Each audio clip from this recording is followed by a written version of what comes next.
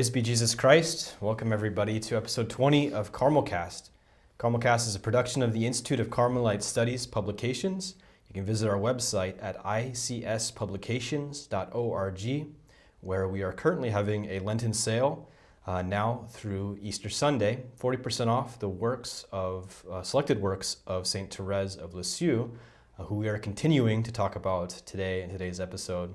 And again, I'm joined by Brother John Mary of Jesus Crucified, Father Michael Joseph of St. Therese, and I'm Brother Pier Giorgio of Christ the King.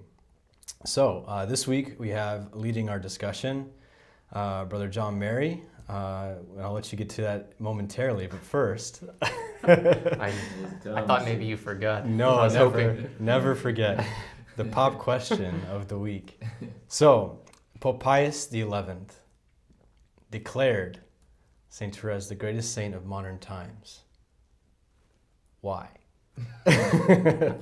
Give me some evidence or corroborating evidence or analysis as to why you agree with, and you have to agree with Pope Pius XI that Saint Therese is the greatest saint of modern times. I would say, just off the top, that there was already a move in the early part of the 20th century, especially towards a kind of more universal approach to sanctity. Mm-hmm. And you see much more lay involvement in the church, social action and different things coming up in the church. And the hierarchy and the Pope especially recognizing this need for, the people, for the laity to rise up and to be part of the evangelization and mission of the church in a more explicit way, maybe. And I think Therese, because she's so universal and because she gives such an applicable path to holiness that anyone can embrace, that she was just like the perfect sort of fit in this moment of what was needed in the church, and in terms of the universal mission, I'd say, of the church. I like that answer. I'm going to ask Brother Pier Giorgio to answer next. That way I can use my answer to segue into our segment. Okay, I can appreciate that sort of sentiment. So I think that she fits into this role as greatest saint of modern times, and we're not. It's not a sense that she's better than all of the other saints or higher than all other saints, but she's. I think what he means is she's the exemplar in terms of saints of the modern age. And I think one of the reasons why this is because for the first time, at a very early point after her death, we had so much material. We had all of this testimony from her sisters, from Therese herself, letters that were collected. So from a very early point after her death, we had all of this evidence, the story of who she was and a good picture of who she was that we were really able to see more so than saints of the past, her humanity. And I think that was something that really attracted a lot of people to her, that she was so real in the imagination. And she was so recent too. So I think for the first time, she was one of the first saints of the 20th century to be canonized so quickly too. Nowadays we kind of take that for granted that canonizations were like hitting our watch to when's this person going to be canonized. But for centuries in the church, this took a long time. This process was very long. So the quickness, the speed at which she was canonized, I think just sort of helped people to see really how real she was, because she was, and for most people at the time of her canonization, she was alive during their life. Yeah. So, yeah. I think in that sense, she is truly a modern saint. Yeah. Well, that's good, and kind of building off of both of your answers, then, is this idea that, as a modern saint, Saint Therese shows us how to live sanctity in our contemporary times, in our circumstances today. And really, she's just building on, I think, the spiritual wisdom and insight of especially the Carmelites who came before her. And then she really embodies that spirituality into a world, that we can all relate to, because we live in a world it's very similar And so that's why I think this is that answer is kind of a good segue into the topic we're going to be talking about today, which is Saint Therese and Saint John of the Cross, and particularly how it is that Saint Therese is a contemporary witness to the spirituality of Saint John of the Cross. And I think that's something that probably is not very well known, because if you look, especially on the surface level of the spirituality of Saint Therese and Saint John, they seem very different, don't you think? The caricatures, I think, if a carnival artist was painting a portrait of both of them, Yes. you would get a very different sense of who they were. Right. Yeah. Well, and you think too, just who John represents, that path of just like you said, the caricature kind of this embracing the nada, and the maybe the kind of almost rigorous approach, again, caricature. Right. Whereas Saint Therese, for so many people stands for kind of gentleness and almost like an easy way to holiness, Right. as opposed to the sharp, steep ascent of Mount Carmel. So I think there are definitely those caricatures, and that could make them seem very different. Yeah, we have on one side the little way, the way of flowers and spiritual childhood, and then on the other side we have the dark night and the nada, so the caricatures are very different. But what I want to talk about and hopefully convince you of today is that when you dig down deep, you realize that this is the very same spirituality. Therese is living the spirituality of St. John of the Cross in her context, her time, which is very similar to our time. And then, so she can be a teacher to us to how we live and interpret the spirituality of St. John of the Cross. So Therese helps us to interpret St. John, but also understanding St. John can help us to interpret Therese as well. He can help us to understand, to not misunderstand what Therese is saying. So just to begin, we've talked a good bit already this season about Therese's spirituality, and we've gone through her life. But it seems clear that Saint Therese knew St. John of the Cross pretty well. It seems like from early on in her life, in fact, that she knew John of the Cross, knew his writings, knew who he was. She had two sisters who were in Carmel, and so she would have heard about St. John of the Cross. Plus, there is a book of quotes that she used to read with her family, which would have had quotations from St. John of the Cross. So we see her at an early age kind of being introduced to John, but it wasn't until later in her life that she really was attracted and became attached really to John as a spiritual figure. Mm-hmm. Well, I think if you look back too with her relationship with Celine, when she talks about this time in their life, right, maybe a year before Carmel, where they would spend time in the summers, just in the Belvedere. I don't know what a Belvedere is, like a porch kind of, I guess. Yeah.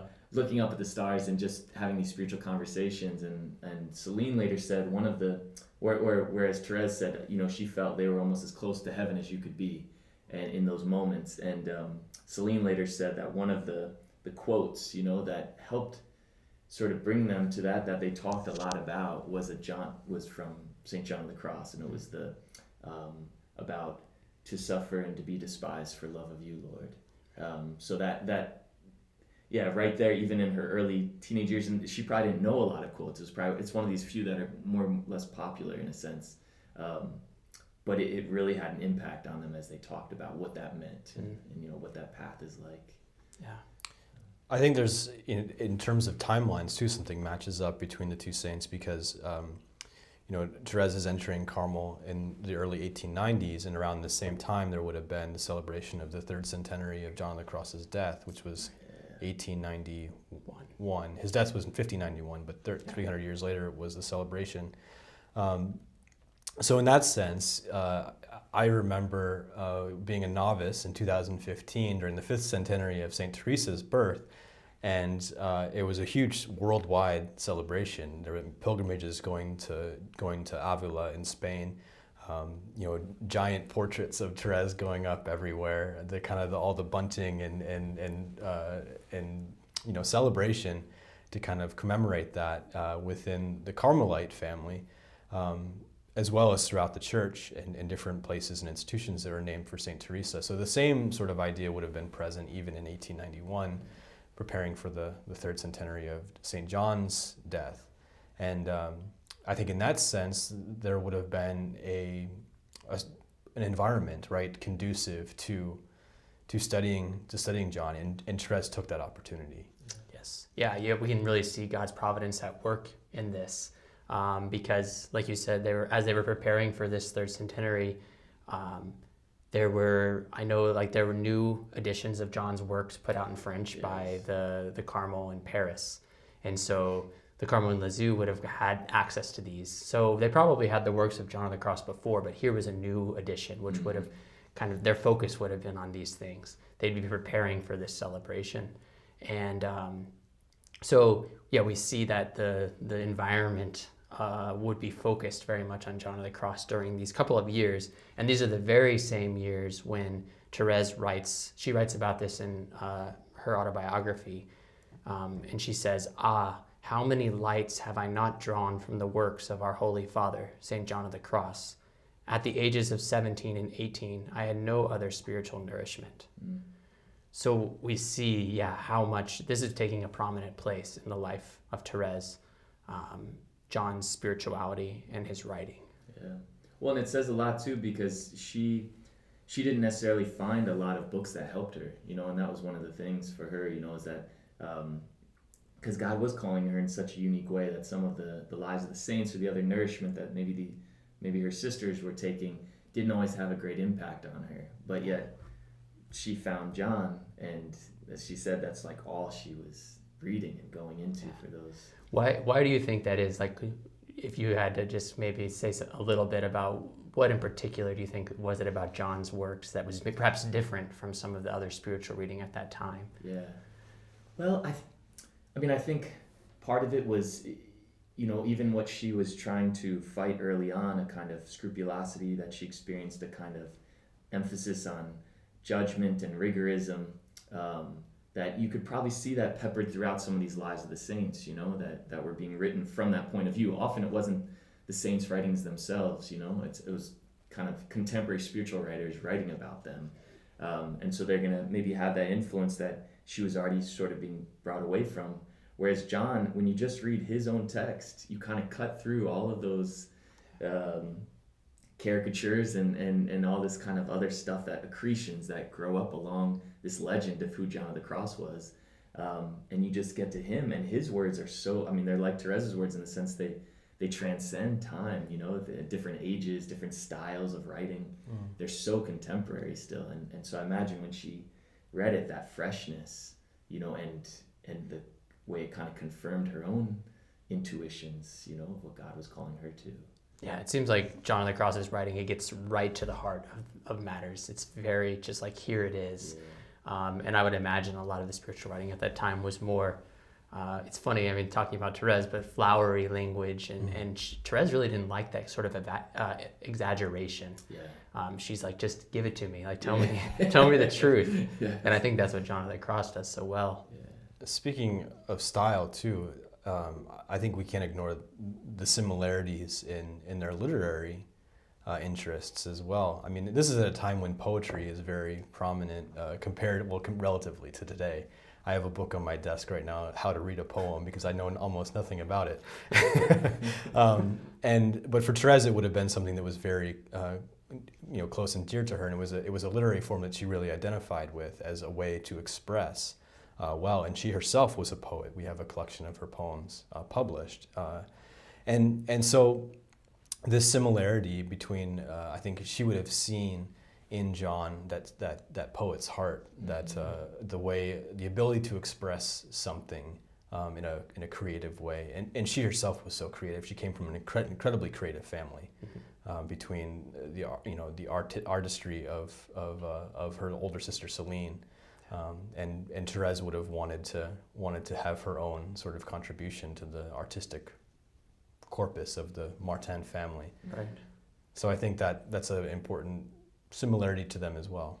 Right, and we see in Thérèse's writing that she was very familiar with the poetry of John, perhaps more so than the commentaries and his other writings. We don't know for sure which of John's works Thérèse actually read all the way through.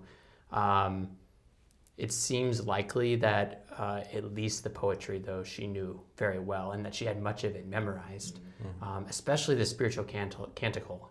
Out of her letters and her autobiography, Story of a Soul, we see that she quotes the spiritual canticle like I think over 20 times, and it just kind of flows from her pen. It's almost, you can tell she's really reflected and prayed with that text.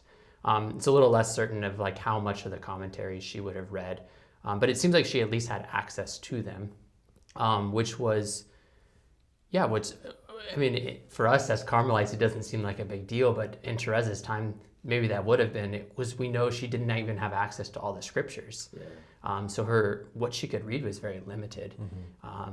But St. John of the Cross was there in a prominent way. Yeah. Well, and even if you look at the history of even John's works, even so often they were seen as like the highest of mystical theology, and so therefore unless you were like at some great level of spiritual growth, like you really shouldn't be reading this, that's still kind of, you get that here and there sometimes, but it was very pronounced even in Carmel. I remember hearing even in Spain, in Carmelite convents, the sisters weren't allowed to read John of the Cross, or at least portions of it, because they didn't think they'd be able to understand him, and so it's kind of crazy for us to look back at that, but that was definitely in the air, but again, Thérèse kind of saw right through that. She saw how applicable this is, and you don't need to have reached some, altered state of consciousness to be able to appreciate John of the Cross. And that's not to say that that's what the contemplative life is. At least don't let that be a motivation for. No, we see in the Lisieux Carmel even that some of those sentiments, because if we just look at some of the retreats that they were given at the time, or the writings of some of the sisters who lived in the Carmel, it seems like they were much more familiar with St. Teresa of Avila's writings and teaching than they were of John. So there was kind of this sense of like, as mostly uneducated women, that Teresa was their model, and not so much John.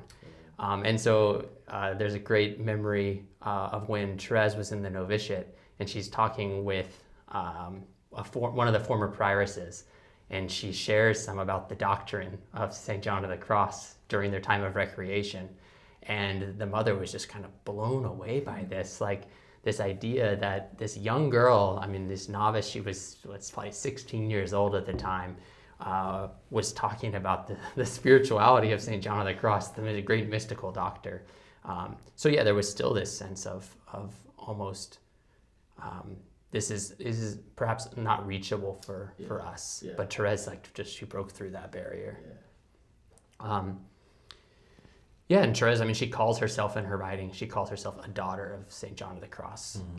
And I think she means that more than just in this way of, St. John of the Cross was one of the founders, but she really sees herself spiritually as the daughter of John of the Cross.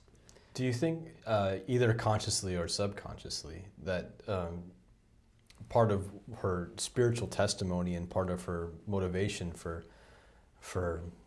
expressing in writing kind of this little way, the spirituality of the little way, do you think that was at all motivated by the misunderstanding that she saw in her sisters of the accessibility of the spirituality of St. John of the Cross?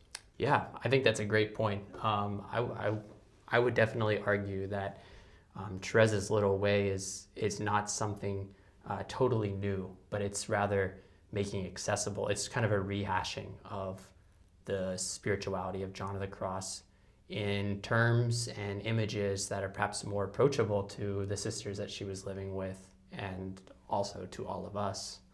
I think that the little way is really, it's kind of a lens through which we can see the spirituality of John of the Cross, and appropriate that into our lives. Yeah. Well, and I imagine too, just because John, was so scripturally based, and his his whole, all of his principles were just straight from the gospel. And so for him, he was pure gospel, right? And Thérèse too, and I wonder if that was part of what helped her kind of just keep going back to scripture, keep going back to the gospel as like the font for the spiritual life, and so her totally new way, in a sense, was totally new because it was a new return to the simplicity of the gospel. Yes. And so I wonder if maybe that helped her, seeing John's way in that sense helped her a lot. Yeah, that's a good point. And I think we see that because often when Thérèse is quoting scripture, it's scripture that she got from the works of John, perhaps even. They can tell just from the way she quoted it that it was actually, she didn't get this from a Bible. She got this from another spiritual work. And so she's quoting scripture from John of the Cross at times. In fact, that's something that comes up in secondary literature about editorially, is that the editors, when they were going through Story of a Soul for the first time, after her canonization, they couldn't figure out what Bible she was using, and because most of it is coming, through the written texts and published texts in French of Saint John of the Cross. So it's kind of an interesting vignette of some of the editorial issues that we'll talk about next week. Yeah, no, it is very interesting, because then we have John, who is probably reading the scriptures in the Latin. And he's often translating it into Spanish. And then the translators of John are translating his Spanish into French, and then that's what Thérèse is getting. And so sometimes it's like the end product isn't always the same as what the original Latin says. But yeah, it really is. It's that I think that's a good point, that the scripture is really what was drawing Thérèse. They both were drawing from this same common source of the scriptures. And so that kind of connects them with this idea that John's spirituality and Thérèse's spirituality, the little way and John's spirituality, are really one and the same. Just a different approach, perhaps, or a different lens, lived at a different time and different circumstances. And for you guys, what are some of the similarities you see between the little way and John of the Cross's spirituality? Well, I think one, is the beautiful quote that was outside of Father Kieran Kavanaugh's door of his cell. The hope is so pleasing to God. And you can maybe help me finish it if I say it wrong. Hope is so pleasing to God because the one receives all that he hopes for, or something like that. Yeah, it's about right. So this sense of that, and that's from John, of course, that the one who hopes has a firm confidence, a trust that he will receive everything that he hopes for, and how much that pleases God. And I think that spoke so much to Thérèse. And I think that, so just right at the beginning almost of that principle, that beginning foundation of total confidence, that God would not have given me these desires unless he meant to fulfill them. What comes to mind first, which you probably don't want to talk about right now, but the comparison, and I know that it's not a one-to-one correlation or anything like that, but the purification that Thérèse herself endured towards the end of her life has an analog in a lot of what John was talking. Now, it's not, like I said, it's not one-to-one correlation, but there is a lot of similarity between her idea, we talked about this last week, her idea of heaven, and that the need for that to be purified by God in order for her to really worship and to love God himself. So I think that aspect came through in a lot of what was written down that she said towards the end of her life. That's a good point, and I think we'll get to a little bit more into that toward a little later on. We're going to talk about kind of the end of Thérèse's life and her trial of faith, and how we can see that in the writings of St. John of the Cross, because there are definitely correlations between those. I think another thing from the little way, though, that relates very well to the spirituality of John of the Cross is this idea of kind of like the all and the nothing that is so well known in John of the Cross's spirituality. And Thérèse really seemed to resonate with that as well. She quotes it, that concept many times. There's one letter in particular where she's writing to her cousin, and she says, "Marie, if you are nothing, you must not forget that Jesus is all. So you must lose your little nothingness in his infinite all. and think only of this uniquely lovable all. So the little way is about kind of, littling in humility ourselves, but it's for the sake of being nothing, for the sake of this all. And so both of those are very important for Therese and John. I think you just created a new word, by the way. Oh no, what did I say? Littling. Littling. Littling yourself. Is that not a word? It sounds good though. Littling. But no, I think that's straight up. I mean, the whole thing with becoming smaller and smaller, right? So that you can sort of fit in a way in the arms of Jesus as he lifts you up. And with John, that when you look at the sketch of Mount Carmel, it's basically saying like, going to become everything, seek to become nothing, to seek to learn everything, to know everything, seek to know nothing. And so it's going towards, like becoming smaller and smaller as the way, for God then to give you everything. And it's just different images, Yeah. And this is such an old idea. I mean, even beyond going back to, of course, to the gospel, but to have faith like children. From the Gospel of Matthew, but going further beyond that, through the mystical tradition of the church, this idea has kind of played itself out in various spiritual authors throughout the centuries. But how amazing is it to see at the end of the 19th century the via purgativa to be described in the context of an elevator. Yes. So this is, I mean, it really is kind of a beautiful and providential sort of thing. Yeah. As I was going through the writing of Therese and John, looking for some quotes to share today, it was funny because I thought about doing a little quiz where I'd give a quote and then you guys had to guess if it was from Therese or from John, because even though they have very different writing styles, I think you'd be surprised sometimes when you read a quote, you would a quote from John, it sounds like perhaps Therese could have written this, and the same when Therese writes sometimes. So it's kind of, it's cool to see those connections. But I think one thing that was really central for Therese and John, absolutely central, was love, the idea of love. And I mean, that was at the center of the little way. That was at the center of Therese's call, her vocation. And for John, it was the exact same.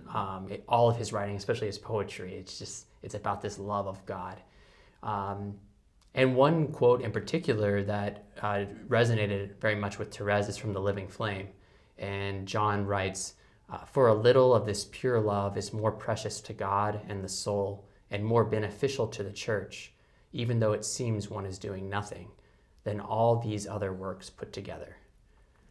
So just this idea that it's not as much what we do, but the love with which we do it.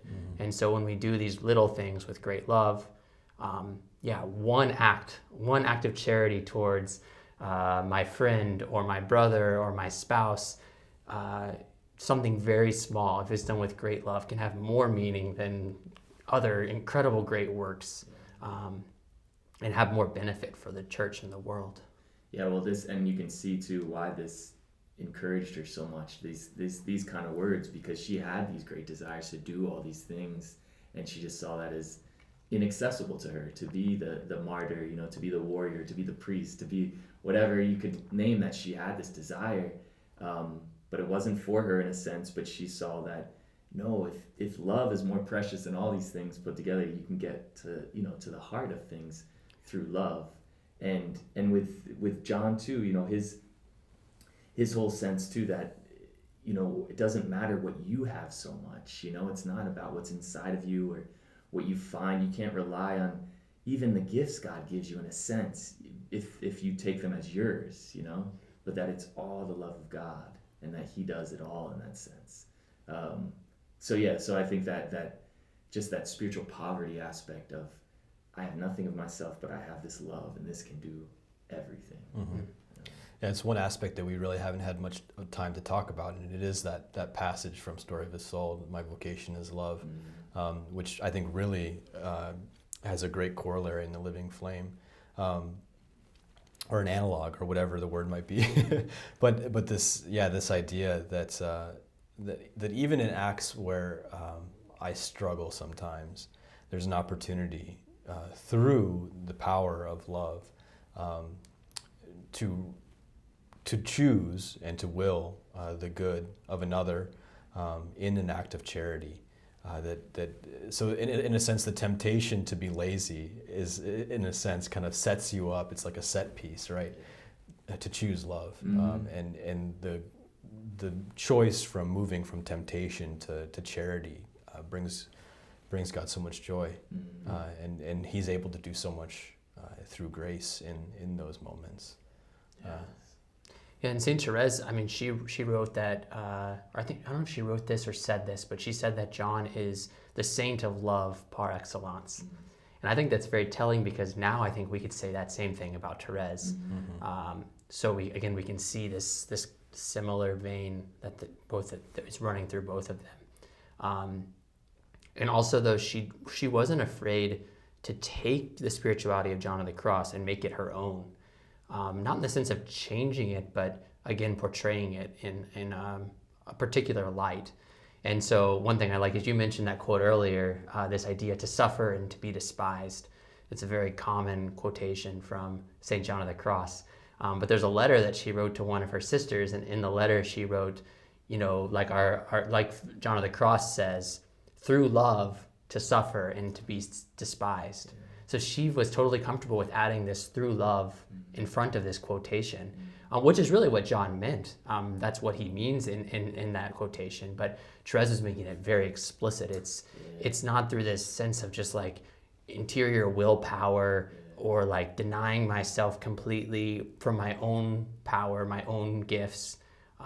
No, it's more on the passive end. It's through love that God is working. And that's really where this purification comes from. Yeah, and she knew the misunderstandings that people could have of that, where you would just see that quote of John of the Cross and kind of, again, just sort of reinforce this almost desire for suffering's sake, or this kind of sense of, reparation to God's justice through suffering and being despised. And again, not to discredit that totally, but as she grew, she just saw how love was so at the center, and how that would kind of help heal those misguided notions that we can even get with spirituality sometimes, that can just reinforce our own, maybe not the most healthy things that are already in us. Right. The merits of all spirituality are to what extent the charity is present. Yes. Yeah. It can be overlooked easily. So then this brings us kind of to the end of Therese's life, the last 18 months of her life, her sickness and her death. And it was really those last 18 months that we see what we talked about on the last episode about her trial of faith. She describes this trial of faith as one of just darkness and obscurity, and yet she remained faithful through that. And so my question for you guys is to what extent do you think that Therese's trial of faith is similar to what John talks about in the dark night, the night of the senses, or the night of the spirit, perhaps? Well, I think to begin, to start, with the caution that John himself gives, that it's not always easy for the individual to see. So much more so for people looking, back in time and trying to diagnosticate whatever it is that was going on. So that's sort of a cautionary note. And the reason why is because it's different for everybody. It's different in every soul. So even the extent to which John covers it in the dark night is not going to cover everything. Every aspect that Therese herself experienced in the night of faith. So there's always a lack, to say that there's not always a one-to-one correlation between someone's experience of an obscurity of faith or a night of the senses or a night of the spirit with what John writes about. He has a particular person in mind in writing that work himself, and one of the great pieces of advice that people always have when I've heard Father Mark Foley say this is the importance of having spiritual direction in order for someone to help an individual to understand what God is doing in those moments of purification. Yeah, and I think that's important even as a principle for us right now, is that it's easy to kind of, self-diagnosis, right? I mean, you just look up on Google something some pain, and all of a sudden you're in terminal illness, because, and it's this tendency, that can be driven by anxiety often, and similar with the spiritual life, to read something and just say, oh, this must be what's going on in me, and that can be helpful at times. I mean, you can give a confirmation maybe of what you're going through, but that we can't like, even with ourselves, or especially with ourselves, to just say, oh, I'm in the dark night of the senses, or I'm in the dark night of the spirit right now. It's like, that's not sort of the approach, that John would even want us to take. Yeah, we don't see that approach in Thérèse either. I don't think, I doubt she would have even experienced her own trial of faith as like, oh, well, this is exactly what John was talking about. Yet in John's writing, she found great consolation. And that's the main thing I think about reading some of John's work, is when you can read something that you're experiencing, when you can see it on paper as like, this is purifying, this is drawing me to holiness. There's like something about that just like causes great relief. That like, I'm not alone in this, and I'm not imagining all of this. Like, and I think that's what Thérèse saw often in the writing of John in her time of struggles. Yeah, well, it gave her so much hope too, that this is leading to like the living flame, right? I mean, this is leading to what I've always desired. And it's not just going through this, or and even the purifying aspect that one could say, and I think there's different views of this, but that her purification wasn't necessarily in view of just making her own soul ready for heaven. That God had been purifying her for a long time, but her purification was for the sake of others that were in that darkness. In her trial of faith, she didn't say, well now, I'm being purified so I can, have a higher spot in heaven. It's like, she said, no, I'm going through this so I can give hope to atheists, to people who have lost the faith, that I'm going to offer this for them and go through it with them, and they're really my brothers, and so I think it's just different, maybe a little bit of a different take on it. But yeah, no, that's a good point, because I think some things that I've read that will try to argue that Thérèse's trial of faith wasn't this dark night of the spirit.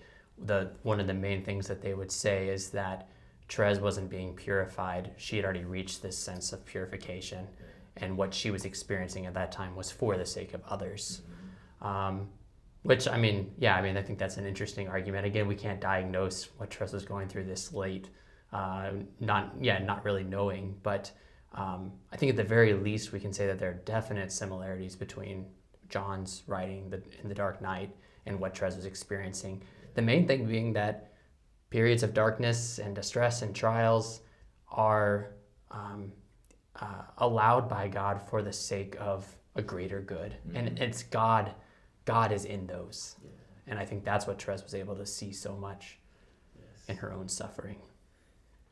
Yeah, and even when you look at John's writing, so much of his exemplar, as a Carmelite, is Our Lady of Mount Carmel, and the Virgin Mary. And she experienced darkness. She experienced the dark night in a sense. Right. Think of her at the foot of the cross and walking in the dark night of faith, as Pope John Paul II says, St. John Paul II in Redemptoris Mater.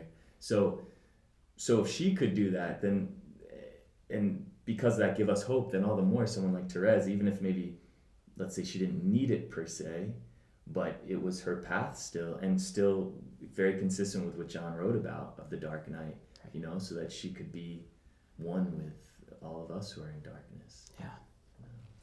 No, that's good. And then, this brings us then to the very end of Thérèse's life, her death. The very end of anyone's life, their death. In Thérèse's death, we see a lot. She was reading and recalling a lot of John of the Cross during that time. And so there are a lot of similarities in between what she was experiencing and what John writes about. One thing in particular is that John writes about the death of a person who's reached kind of this very high state of holiness. And he writes that this is a death, it's a death of them being consumed by love. And he says that the death of persons who have reached this state is far different in its cause and mode than the death of others, even though it is similar in its natural circumstances.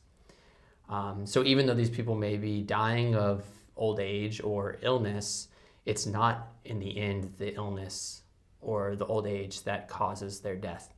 Rather, it's this influx of love into their life that just like draws them up to God.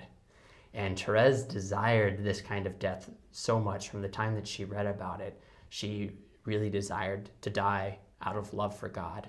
And so during her illness, she would often recall this and kind of share with her sisters how she desired to die in that way. I don't know, do you guys have any thoughts on that idea? I hope for the same thing. Yeah. I can only hope for the grace at the end of my life to be in a state where I am able to desire that, right? Yeah.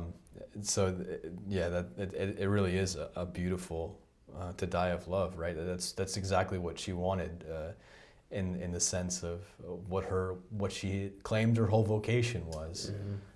To love, to be loved in the heart of the church.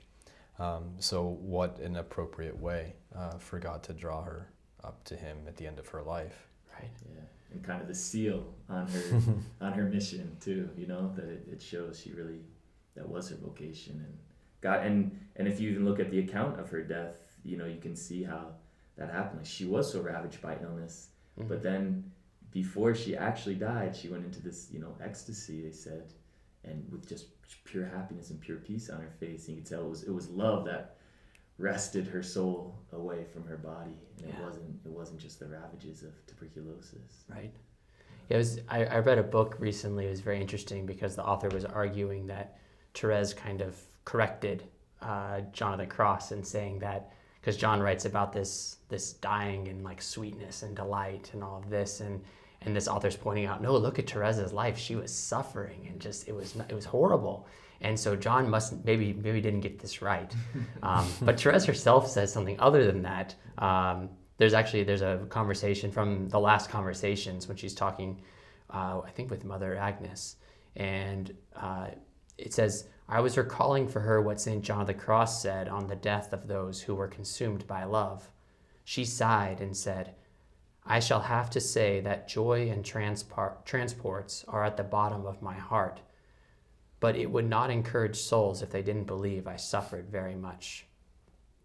And so we see in Thérèse, maybe in certain ways there was joy and peace and love, but at the same time there was also suffering and pain. And that's not contrary to what John's saying. No. All that John was saying, really, John of the Cross is saying, is that one who dies of love, there is that peace, there is that joy. Mm-hmm. And Thérèse definitely experienced that on this interior level. Yeah. And that's how we can see that it was really her being consumed by love and transformed into love. Mm-hmm. Well, and that was, as she says too, like our Lord did not, die in the sweetness on the cross, but he surely died of love, But that we know in the soul of Christ there was that joy, you can say that happiness for being able to give himself in this way. Yeah. It's a great quote of Julian of Norwich, where he appeared to her and asked her, how do you think I felt on the cross? And he said, I was so happy. I was the happiest man alive to be able to do that for you. Yeah. And so, the death by love, you can have that suffering, like you say, and yet at the bottom, that deep peace and maybe an unfelt joy that I'm doing this for God, for souls. And it speaks to everything that we were saying before, right? In terms of how the spirituality of the little way has an analog to more the purgative spirituality of St. John of the Cross, this sense that, to what extent is love present, is charity present? Yeah. No matter what you're going through, if love is at the center, if love is swelling in the moment of whether it be suffering or indignation over writing a paper, as is the case with me quite often these days, to the extent that love is present is the extent to which God can work with that, and to the extent that much good is done Yeah. in the church. Yes. And preparing you for that ultimate death of love Mm-hmm. that you desire too. I mean, as we do it here right now. Right. That's to say that it's the same calculus going Yeah, on, yeah. whether it's little things or the last thing. Mm-hmm. Right. Yeah, and I think we see in this parallel then in Therese's death, the death of St. John of the Cross, and then ultimately the death of Jesus, as examples for us of how we should not only die but also live every single day. This idea of being consumed by love, pouring out our lives even when it's not easy, when there's pain, when there's suffering, to give ourselves over to love, sacrifice ourselves for others out of love. Yeah. And they're just, Therese is just a great a witness of that for us today. Well, and that was one of these quotes too. I don't think it's in here in the last conversations though, where John says, for the souls, that want to basically make many acts of love here and now, so that you will not be detained too long, but will quickly reach that union of love that you seek. And Therese really took that to heart. So it was like, I'm gonna do as many acts of love right now, in my day-to-day life to get me to that point. I'm pretty sure that's the quote that it said that when Therese read that during her illness, that she just was so overwhelmed that she lost her breath. Like she had to, she couldn't breathe because she just was so moved by that quote. That's exactly what she wanted out of life. It was like receiving confirmation. It was like receiving a gold star from your teacher. Right. That everything that she had experienced and everything that she had wanted to express to her sisters was being confirmed by someone who was a great saint. Yeah. Whenever I read something now that really consoles me, I'm going to see that as God giving me a gold star. I like that image. A little bit of consolation. Here you go. That's good.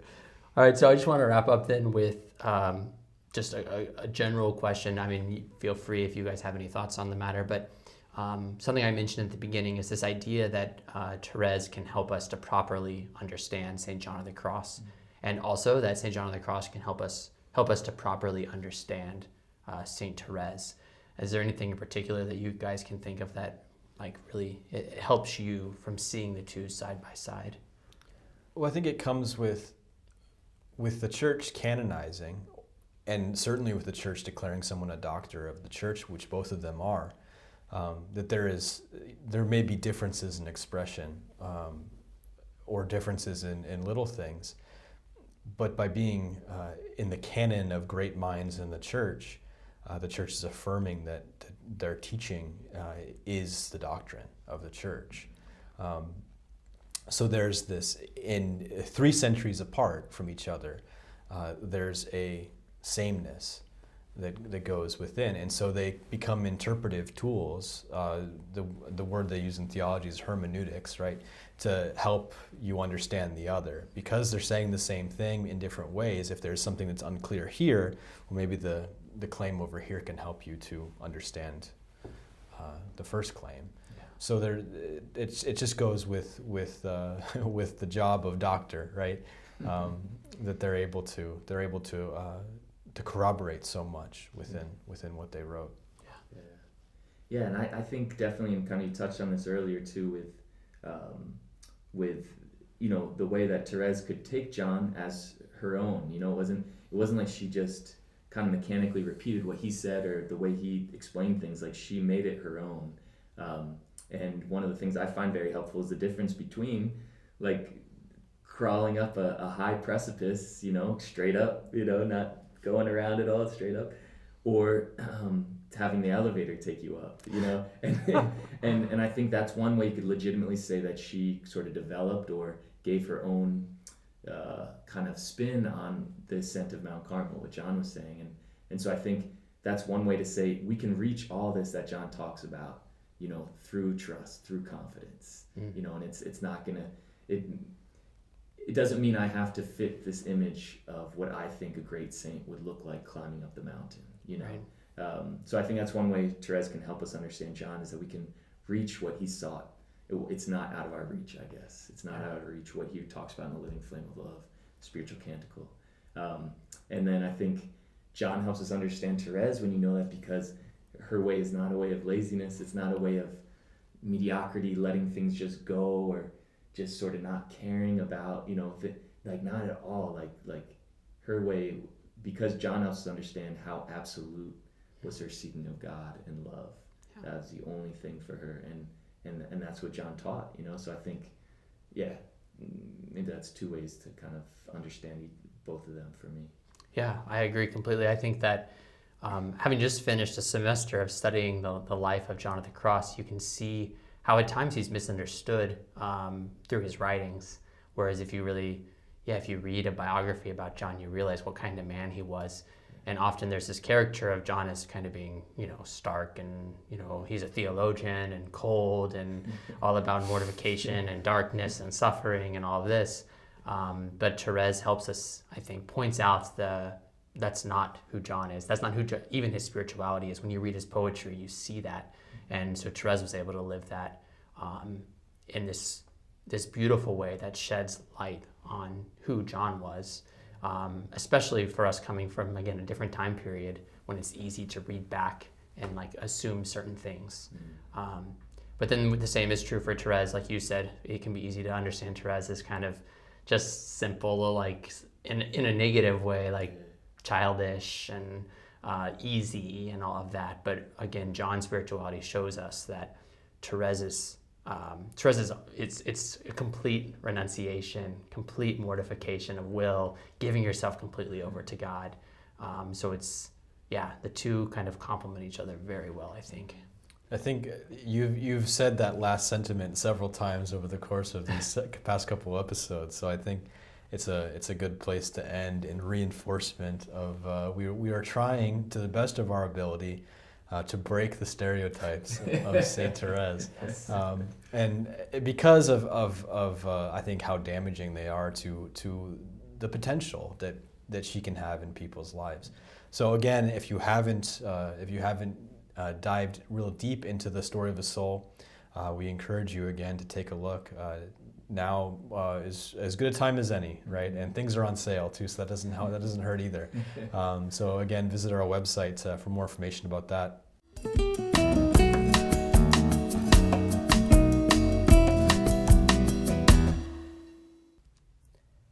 Hey everyone, Brother Pier Giorgio here.